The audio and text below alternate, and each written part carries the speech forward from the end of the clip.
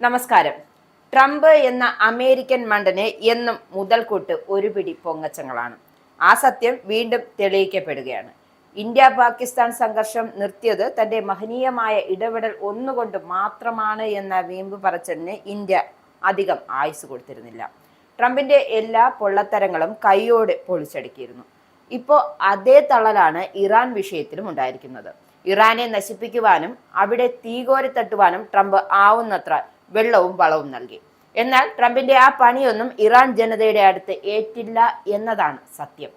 3 ആഴ്ചയോളമായി ഭരണവിരുദ്ധ പ്രക്ഷോഭം നടക്കുന്ന ഇറാനിൽ യുഎസിന്റെ സൈനിക നടപടി ഉടൻ ഉണ്ടാകില്ലെന്ന സൂചനയുമായാണ് പ്രസിഡന്റ് ഡൊണാൾഡ് ട്രംപ് രംഗത്തെത്തിയത്. പ്രക്ഷോഭകരെ കൊന്നൊടുക്കുന്നത് ഇറാൻ ഭരണകൂടം നിർത്തിയെന്ന് തനിക്ക് വിവരം കിട്ടിയതായി എന്നതാണ് ട്രംപിന്റെ പക്ഷം.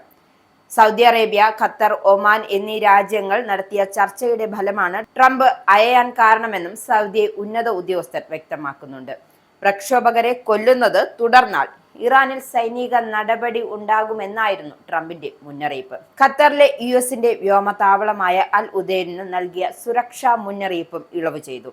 വ്യാഴാഴ്ച 4 മണിക്കൂറോളം അടച്ചിട്ട ശേഷം ഇറാൻ വ്യോമപാത തുറന്നു.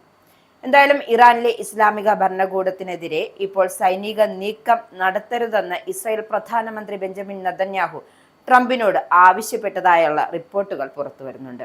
ഇറാനെ ആക്രമിച്ചാൽ അത് ഇസ്രായേലിനെതിരായ വലിയ തിരിച്ചടികൾക്ക് കാരണമാകുമെന്ന ഭയമാണ് നെതന്യാഹു പങ്കുവച്ചത്.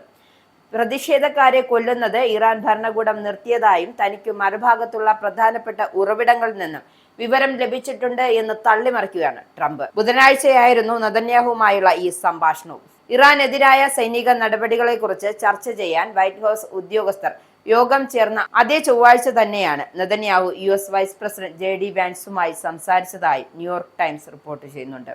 ഇറാനെ ആക്രമിച്ചാൽ അത് പശ്ചിമേഷ്യയിൽ ഗുരുതര ആഘാതം ഉണ്ടാക്കുമെന്ന ഭയം ട്രംപുമായി പങ്കുവച്ചിരുന്നു എന്നും അദ്ദേഹം പറയുന്നുണ്ട്.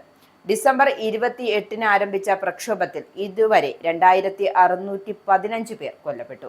3 ആഴ്ചയോളമായി ഇറാന്റെ തെരുവുകളെ പിടിച്ചുലച്ച ഈ ബഹുജന പ്രക്ഷോഭകം തണുക്കുന്നു എന്നുള്ള സൂചനകളാണ് പുറത്തുവരുന്നത്. വ്യാഴാഴ്ച സംഘർഷങ്ങളോ കാര്യമായ അക്രമ സംഭവങ്ങളോ ഉണ്ടായിട്ടില്ല എന്നാണ് വ്യക്തമാകുന്നത്. അതേസമയം പ്രക്ഷോഭകരെ ഭീകരരായി മുദ്രകുത്തിയുള്ള അറസ്റ്റ് തുടരുന്നു എന്ന ഇറാന്റെ ദേശീയ മാധ്യമം റിപ്പോർട്ട് ചെയ്യുന്നുണ്ട്. ഇന്റർനെറ്റ് സേവനം ലഭ്യമല്ലാത്തതിനാൽ സ്റ്റാർലിങ്ക് ഉപഗ്രഹ ഇന്റർനെറ്റിലൂടെ വീഡിയോകളും ചിത്രങ്ങളും പുറത്തെത്തിക്കുന്നവരെ ലക്ഷ്യമിടും എന്നും വ്യക്തമാക്കിയിട്ടുണ്ട്. പ്രക്ഷോഭം അമർച്ച ചെയ്യുന്നതിന്റെ ഭാഗമായി ഒരാഴ്ചയായി രാജ്യത്ത് ഇന്റർനെറ്റ് സേവനം വിച്ഛേദിച്ചിരിക്കുകയാണ്. അതിനിടെയാണ് ജനങ്ങളെ തൂക്കിലേറ്റാൻ ഇറാന് പദ്ധതിയില്ല എന്ന കാര്യം വിദേശകാര്യമന്ത്രി വ്യക്തമാക്കിയിരിക്കുന്നത്. പ്രക്ഷോഭം അടിച്ചമർത്താൻ കരുക്കൾ നീക്കിയവരെന്ന് പറഞ്ഞ് ഇറാനിലെ 12ഓളം വ്യക്തികൾക്കും സ്ഥാപനങ്ങൾക്കും അമേരിക്ക സാമ്പത്തിക ഉപരോധവും ഏർപ്പെടുത്തിയിരിക്കുകയാണ്.